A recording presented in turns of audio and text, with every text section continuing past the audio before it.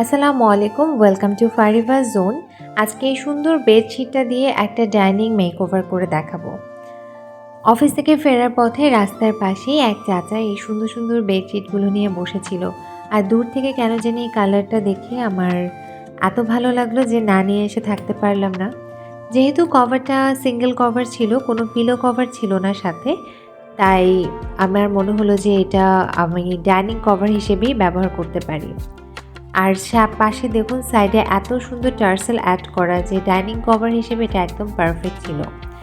তো এই তো আমি একটু অ্যাড করে নিচ্ছি, একটু সিম্পলি মেকওভার করে নিচ্ছি আমার as usual glass jug mug দিয়ে, আর মাঝে কিছু ফ্লাওয়ার অ্যাড করে দিচ্ছি। তো আশা করছি আপনাদের ভালো লেগেছে। আমাকে জানাবেন যে আপনাদের কেমন লেগেছে। Thanks for watching my video.